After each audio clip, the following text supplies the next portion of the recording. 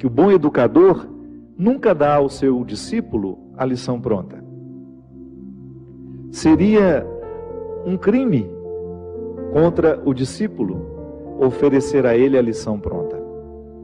O mestre dá a certeza de sua presença, para retirar alguma dúvida, para poder ajudar a dissolver aquilo que está atrapalhando e prejudicando o aprendizado, mas em alguns momentos o discípulo terá de conviver com a sua solidão.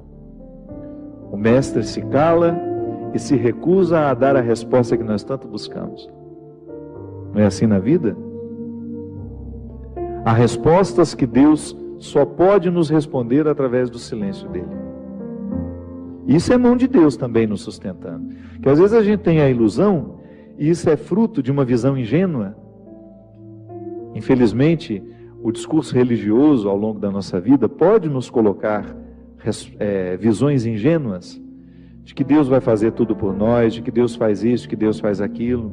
Tá certo? Nós temos o direito de acreditar na proteção divina. Mas nós não estamos desobrigados de fazer a nossa parte. Porque é uma questão de sabedoria, de maturidade. O pai faz isso com o filho, a mãe faz isso com o filho. O amor não pode nos fazer pensar, o amor que a gente sabe que Deus tem por nós, não pode nos fazer pensar de que Ele fará tudo. Gosto muito dessa expressão. Nós só temos o direito de esperar pelo impossível depois que a gente fez tudo o que nos foi possível.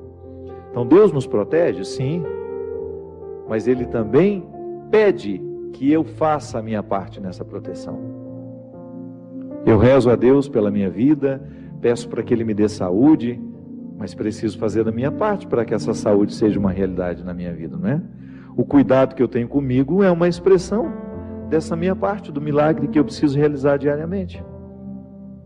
Então, às vezes eu identifico a mão de Deus estando presente na minha história, mas não me segurando como eu acho que segura. Sim, alguns desamparos são importantes demais no nosso processo humano. Seria muito interessante se a gente aprendesse isso desde o berço, mas infelizmente não. Então nunca é tarde para a gente aprender. A desproteção que às vezes nós sentimos na vida também é a mão de Deus, porque aquele que ama desprotege. Para que você fique exposto àquilo que você precisa viver e experimentar, sozinho. A presença dele sempre nos olhando, sempre nos orientando, porque isso é muito interessante. Quanto mais a gente cresce, quanto mais a gente amadurece na nossa experiência com Deus, maior é a capacidade que a gente tem de ouvir e compreender a voz dele na nossa história. Então, Deus me protege assim, mesmo quando ele está distante, sabe? Não é que ele fica distante, é que nós nos sentimos por causa das situações da vida. O contexto desfavorece perceber essa presença intensa na nossa vida. Então, aquele momento de desconsolo, ah, meu Deus, parece que eu estou abandonado pelo Senhor. Não é não. Esse desconsolo faz parte dessa proteção dele na nossa vida. Porque quem ama sabe muito bem que o amor também precisa passar pela dura experiência da desproteção. Porque excesso de amor desprotege. Não é assim que funciona? Quando uma pessoa é excessivamente protegida, no fundo, no contrário de tudo isso, existe uma desproteção, porque aquela pessoa não consegue amadurecer. Então ela vai ser eternamente ingênua, vai ficar eternamente acreditando que ela está dentro de um conto de fadas, e a vida não é um conto de fadas. Então acreditar na proteção de Deus não nos dá o direito de pensar que Deus fará tudo por nós, que caminhará por nós. Não. Ele vai estar sempre nos fortalecendo à frente dessas batalhas que nós precisamos enfrentar, mas nós estaremos na responsabilidade de realizar a parte que nos cabe. Foi assim com Moisés. Essa música cita Moisés, né? Foi essa mão que ajudou Moisés a dividir o mar em dois. Há nessa passagem uma riqueza muito grande que está em Êxodo. Quando Moisés está apavorado, porque ele retirou o povo do Egito, e saiu na direção dessa terra protegida. Protegida não, prometida. Está vendo? Que também é um pouco protegida, né? A terra prometida seria alcançada, uma promessa que Deus fez a Moisés, desde que ele se encorajasse a retirar aquele povo da escravidão e atravessasse as dificuldades do deserto. Veja que quem já teve a oportunidade de ir a Israel sabe muito bem o que é o deserto. Você entrar naquele deserto para chegar a um lugar que não sabemos onde é, que só está no coração de um homem, como promessa, é uma dificuldade muito grande. E o povo acreditou, foi atrás de Moisés, começou a viver as restrições do deserto, a fome, começou a sentir saudade das cebolas, né? Porque no Egito eles comiam cebola, no tempo da escravidão a cebola era o principal alimento, por isso que às vezes a gente usa a expressão, não fique chorando as cebolas do Egito, não é assim? Você já deve ter escutado essa expressão, quando alguém lhe aconselha, para de lamentar o passado. O que é lamentar as cebolas do Egito? É dizer, eu era escravo, mas tinha esse alimento, eu tinha cebola para me alimentar, e agora eu estou livre, mas não tenho nada. Calma, dê tempo ao deserto, permita que o deserto lhe diga o que ele precisa dizer, até a fome. A restrição, ela é importantíssima no processo humano. A gente identifica o tempo todo que pessoas são estragadas porque não lhes faltou nada. É terrível quando você tem um filho que foi paparicado desde criança, não lhe faltou absolutamente nada, e de repente, no descampado da vida, de repente aquela pessoa precisa enfrentar o deserto da vida e ela não tem munição o suficiente para dar conta. Aí fazer o quê? Como é que nós enfrentamos o deserto? Ali naquele momento, quando Moisés retira o povo da escravidão e se encoraja a levar este povo pelo deserto, a caminho da terra prometida, ele também sente medo, ele também não sabe o que vai ser. Por isso ele o tempo todo, através das manifestações de Deus naquele momento da vida de Moisés, ele se comunica com Deus. São as epifanias, né? Que são essas manifestações gloriosas de Deus ali, através da realidade simples. É a sarça que arde, é a pedra que jorra água, enfim. Deus vai conversando com Moisés, vai dando a ele sinais de que ele está no caminho certo, mas não o priva da desproteção que o deserto lhe causa. Então, desprotegido naquele deserto, materialmente falando, ele pode firmar uma confiança em Deus que nenhum outro conforto havia dado. Está vendo como é interessante? Como a desproteção, a aparente desproteção, ela tem todo um cuidado reservado e de bastidores ali. Da mesma maneira como você que é pai, é mãe, e você cria uma restrição ao seu filho para que ele possa amadurecer, não é assim? Às vezes você retira alguma coisa do seu filho para que ele sinta realmente a falta, para que depois ele tenha condições de valorizar depois. Volto a dizer, muitas pessoas dão errado na vida é porque não lhes faltou nada. Aí você observa que quando falta demais também pode causar um desequilíbrio, uma falta de confiança na vida, nas pessoas. Enfim, é o equilíbrio que dá certo. Quando você começa a educar, colocando proteção e aparentes desproteções, onde aquela pessoa terá de enfrentar a situação sozinha, ainda que você esteja vendo de longe. Eu enfrentei situações na minha vida extremamente difíceis, que não bastava o outro dizer, eu estou aqui. Por quê? Porque elas eram minhas. Até ajuda você olhar para o lado, saber que tem um amigo com você, que existe uma mãe, que existe um pai, um irmão. Mas em muitos momentos da nossa vida, este calvário é para ser vivido na solidão. É quando eu preciso viver essa sensação de estar desprotegido, da mesma maneira como Moisés viveu, ao pisar os desconfortos do deserto, ao enfrentar aqueles desconfortos, ele compreendeu o que é a condição humana. Então eu também faço essa experiência, você faz. Eu não quero passar a vida em brancas nuvens, não quero mesmo. E é por isso que desde muito menino, quando a vida me era difícil, eu encontrava alguma coisa naquele desconforto que me fazia pensar mais alto, que me fazia pensar além. Moisés vivendo O desconforto do deserto precisava convencer os que estavam ao lado dele de que aquele desconforto valeria a pena. Ah, mas alguns queriam voltar para a escravidão. Olha como a fraqueza humana está muito presente na nossa vida no momento do desconforto. Quanta gente, vou dar um exemplo simples para você entender. Existem pessoas que precisam romper com namoros que são terríveis, desastrosos. Aquela pessoa só faz mal a você sabe disso, mas você tem um vínculo com ela, você tem necessidade afetiva, você não consegue romper aquele namoro. Então, de repente, você se encoraja, você fica com tudo claro diante de você, essa pessoa não me faz bem, eu não posso me casar com essa pessoa, porque se no tempo do namoro já está assim, imagina na época do meu casamento, depois no meu tempo de casado, vai virar um inferno pior ainda do que já é. Aí você se encoraja, motivado por pessoas que estão ao seu lado, a romper. Aí é terrível no dia que você rompe. O sofrimento é cruel dentro de você. Parece que você nunca mais vai se recuperar, que você só pensa naquela pessoa. Por quê? Porque apesar dela te fazer tão mal, você tem um vínculo doentio com ela, de dependência afetiva. Você sabe que ela te faz mal, mas você não sabe viver sem ela. Aí você começa a dar passos. A primeira semana é horrível. Você sofre, você chora, você não pode ouvir a música, você não pode sentir o cheiro, você não pode ver aquele pedacinho de não sei o que ele esqueceu lá na sua casa, que tudo aquilo é terrível. Mas de repente você começa a dar passos de libertação. É como se você estivesse andando na direção de uma terra que só vai te fazer bem. E um mês depois aquele sofrimento ficou melhor, 2 meses depois aquele sofrimento melhor, e de repente você não está nem mais lembrando. Claro que ainda existe ali um vínculo silencioso sendo desarmado, porque a dependência afetiva, ela não morre da noite para o dia.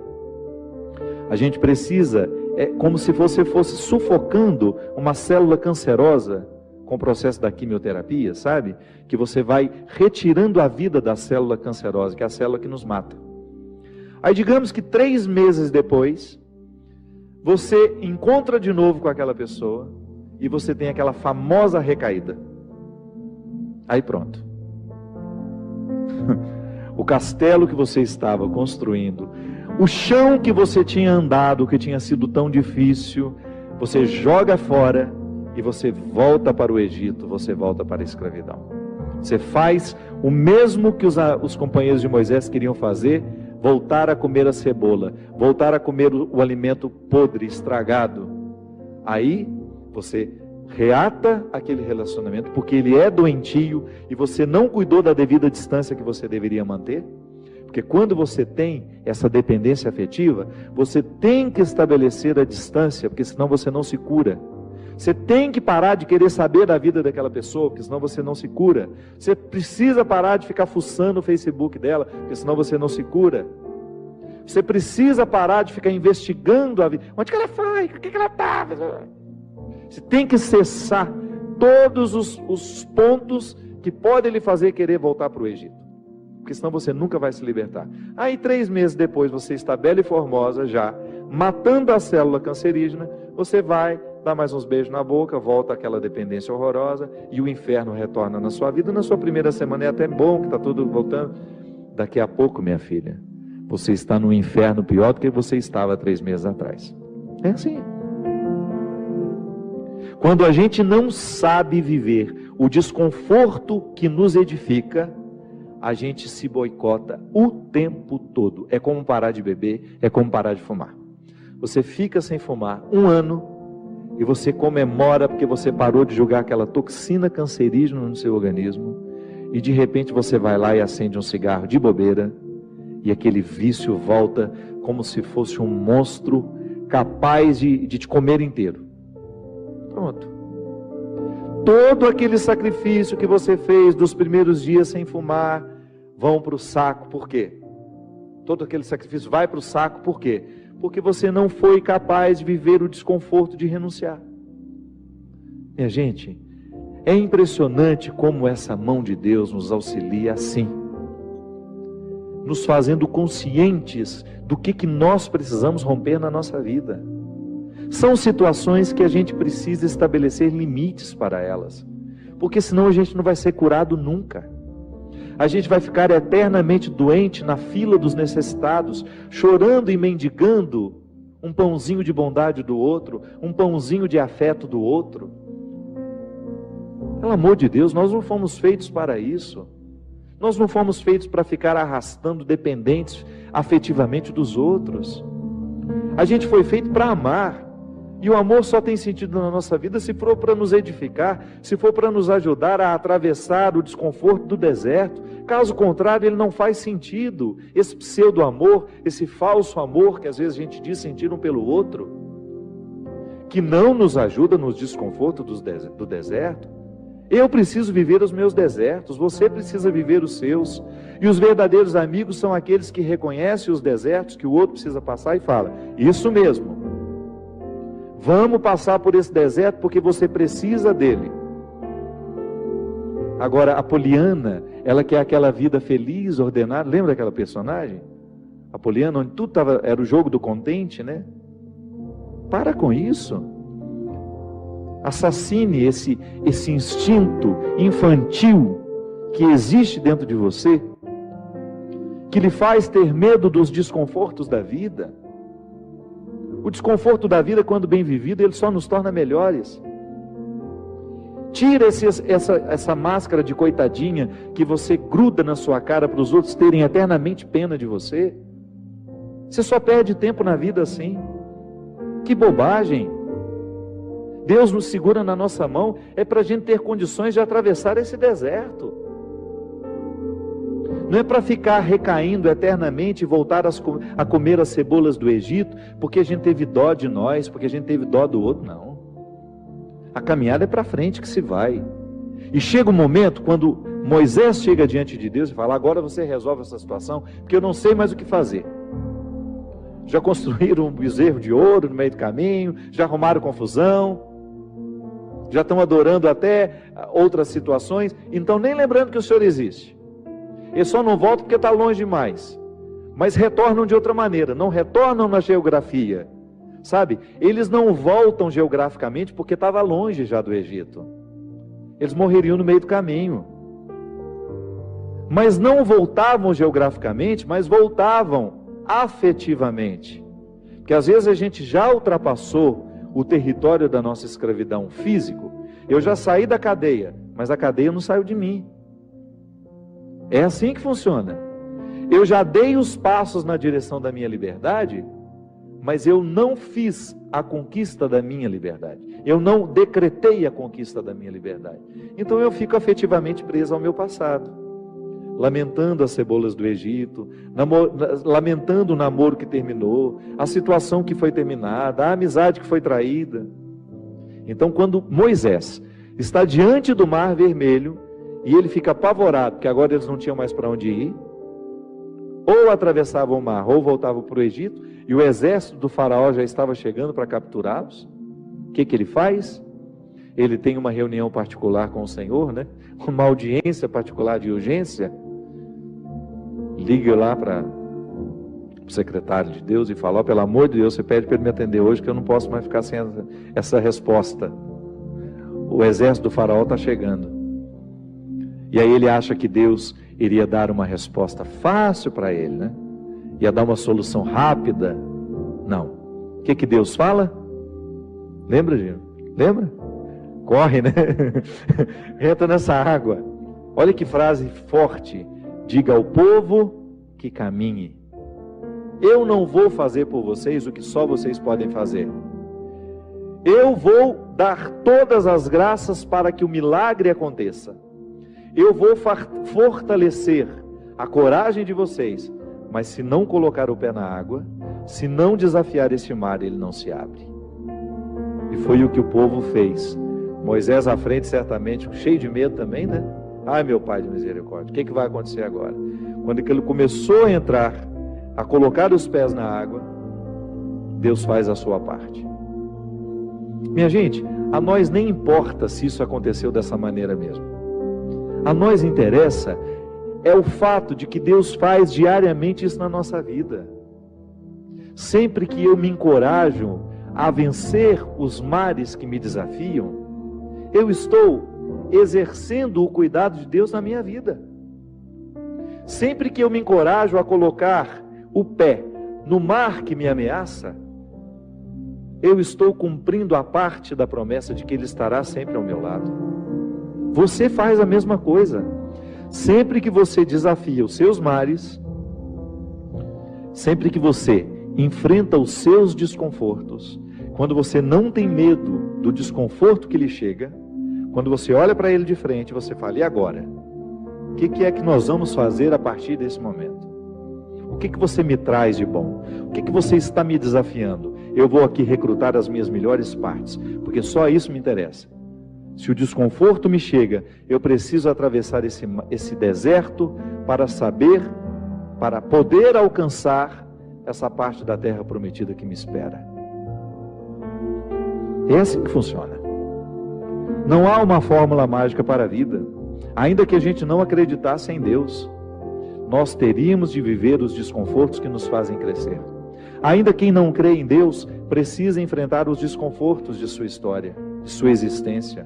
Agora, é claro que quando a gente acredita em Deus, quando nós acreditamos de que existe alguém superior a nós, nos capacitando para a gente fazer a travessia, um conforto a mais nos é oferecido.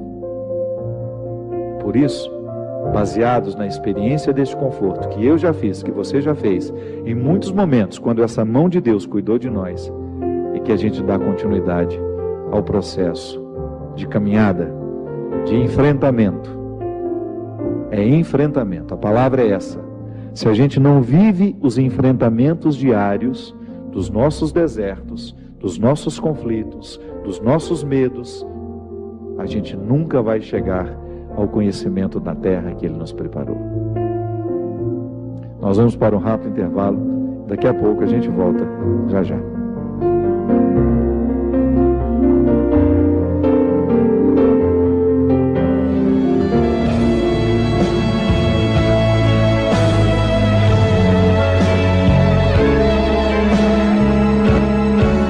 Estamos de volta com o programa Direção Espiritual. Boa noite, Cristian. Tudo certíssimo por aí? Eu te cumprimentei hoje? Não. Acho que não, que nós gravamos aqui antes, eu não sei o que eu fiz. É que eu tô velho, ele está sonolento. Se você observar o Cristian hoje, inclusive eu vou pedir até que você focalize ele um pouco mais, ele está mais sonolento que o normal hoje. Está quase dormindo. Ele falou que os pernilongos da casa dele já se acostumaram com aquele líquidozinho que a gente põe para queimar, para espantar. Olha só que interessante.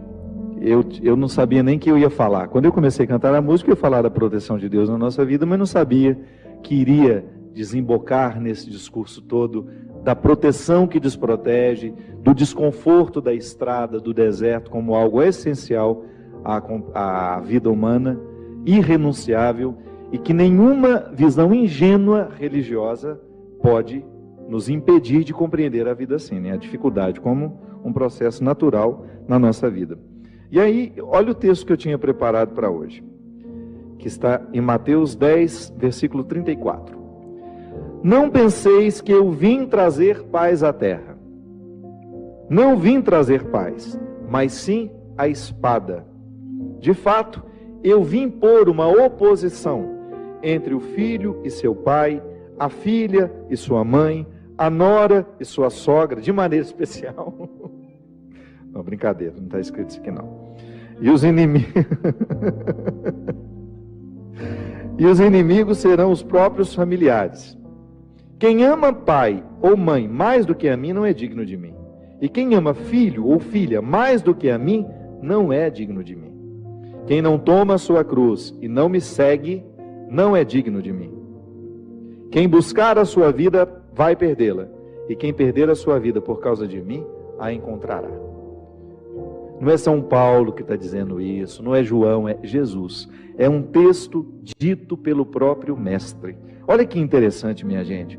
Quando você olha, quando você percebe que essa palavra dura de Jesus é para nos ajudar a compreender a crueza da vida mesmo. Ele não veio passar manteiguinha no pão.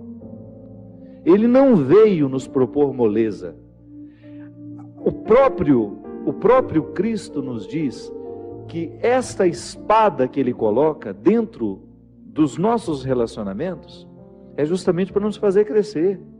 é para estabelecer bem os papéis, é a experiência do enfrentamento, que isso a gente vai viver a vida inteira. Não pense você que sua relação com sua mãe é uma relação bonita, que jamais será questionada. Não, não é assim não. A relação mãe e filha, se você não estabelece esse enfrentamento no momento certo, a paz não chega, porque fica aquele conflito velado, não é assim? A mesma coisa na nossa relação dentro de casa, quando você percebe que está existindo um conflito que nunca se resolveu, porque as questões nunca foram colocadas para fora. A gente nunca teve coragem de colocar na mesa. Eu me lembro direitinho. O dia que porque o mineiro tem muita dificuldade de estabelecer um embate com a própria mãe. A mãe é um território sagrado que a gente não tem coragem de questionar, né? E eu me lembro que isso é muito cultural, a gente vem de uma família, de uma estrutura cultural matriarcal, onde a mulher tem um poder muito grande. E eu me lembro direitinho, quando me chegou essa consciência, e eu falei com a minha mãe: mãe, eu amo tanto a senhora, mas eu sou também capaz de odiá-la. Aí a gente leva aquele susto, né? Um filho odiar a sua mãe, não o ódio no sentido de querer matar, jogar pela janela, não é isso não. É no sentido de você rejeitar uma série de aspectos da personalidade dela que estão em você e que você assumiu por uma imposição. Quando você identifica que existem aspectos da sua personalidade que são muito parecidas com a da sua mãe e que você rejeita profundamente aquilo, que você gostaria de ter o direito de se libertar. Então, mãe, a senhora é um território sagrado, mas eu tenho que ter coragem de reconhecer os excessos que a senhora provocou em mim. Aí, minha gente, parece que uma espada corta o coração dos dois, né? Mas a ressurreição que vem depois, porque você se desobriga, você começa a ter coragem de estabelecer os confrontos com todo o respeito que a mãe precisa e merece. Mãe é um território sagrado que nunca deverá ser desrespeitado, mas pode sim ser contestado na hora certa e do jeito certo. A senhora escolheu viver assim, essa não é a minha escolha. Então a gente precisa continuar se amando, a gente pode estabelecer esse embate e a gente continuar vivendo com profundo respeito um pelo outro. É assim. Quando Jesus fala que ele trouxe este embate, essa espada, não é para nos separar uns dos outros, não. É para nos unir do jeito certo. Porque às vezes uma união só acontece de verdade depois de muitos conflitos. A gente precisa se livrar das visões ingênuas. Essa pessoa é perfeita. Olha como nosso amor é lindo. Isso dura 2, 3 anos até que os príncipes retiram as máscaras. E você descobre que aquilo não passa de um rinoceronte, que tinha uma carinha bonitinha no primeiro momento, e é um monstro capaz de pisotear tudo que você tem de mais sagrado. Então, retiramos a visão ingênua dos nossos relacionamentos, e aí você começa a ter, de fato, um terreno palpável, onde o amor é possível. Sim, pessoas imperfeitas podem sim se amar e estabelecer relacionamentos muito bonitos, muito edificantes, muito interessantes. Ah, mas então eu a partir de agora vou contestar tudo. Não é assim não. Seja sábio. Começa a identificar o que na sua vida precisa ser enfrentamento. Muitas situações não se resolvem é porque a gente não conta para o outro que aquilo nos incomoda. Mas a gente não faz do jeito certo, porque a gente reclama toda hora. Toda hora a gente reclama, a gente grita, mas a gente não faz o enfrentamento. O enfrentamento é quando você marca a hora, lugar, senta todo mundo na mesa, ou senta você e seu marido e fala: olha, sabe isso que você está fazendo? Isso não é justo comigo, não é justo com seus filhos, e se você não tomar uma decisão, nós agiremos. É igual ser agredido, né? Tem gente que vai se acostumando com a agressão, vai se acostumando com a agressão, vai sendo agredido a vida inteira, e se acostuma com a condição de vítima. Não é assim. Não pode ser assim. A gente tem que problematizar aquilo que na vida está nos agredindo. Que às vezes a agressão não é um tapa, não é um chute, não. É uma palavra, é um olhar, é uma postura, é um jeito de interpretar. Então, se eu interpreto o outro como um eterno território, onde eu posso manifestar todas as minhas iras, onde eu posso despejar todos os meus excessos, e ele se acostuma a ser isso, eu estou agredindo de maneira muito cruel, tão cruel quanto dar um tapa. Então, se a gente não rompe com se a gente não estabelece o enfrentamento que vai romper esse processo que nos adoece, é bem provável que a gente morra sem ter tido a possibilidade de pisar na terra prometida que nós podemos alcançar. Aí Jesus continua: quem ama mais o seu pai e a sua mãe do que a mim não é digno de mim. A gente pode no primeiro momento pensar que Jesus está carente aqui, né? Ele só quer o amor todo para ele. Não, isso também é visão ingênua. Vamos superar essas visões ingênuas. Aqui, o amor que Jesus está falando refere-se à capacidade de nós tomarmos tudo que ele nos ensina e colocar isso muito mais importante como aquilo que meu pai e minha mãe me ensinou. Que meu pai e minha mãe, por serem marcados pelo pecado, me ensina muita coisa errada. Mas me ensina muita coisa errada. Com o próprio exemplo dele dentro de casa. Quantos de nós, você que está me assistindo, pode dizer isso? Quantas coisas erradas na vida você viu dentro da sua casa? Eu não preciso ir muito longe para ver a perdição do mundo. Às vezes está ali dentro, com uma falta de testemunho, com uma falta de honestidade, com uma falta de verdade. Os vícios que nós criticamos tanto que estão presentes pelo mundo afora, às vezes estão aqui dentro da nossa casa, do nosso lado, sendo promovidos por pessoas que nos amam e dando exemplo aos filhos que estão crescendo. Os nossos lares precisam de conversão, sim, minha gente.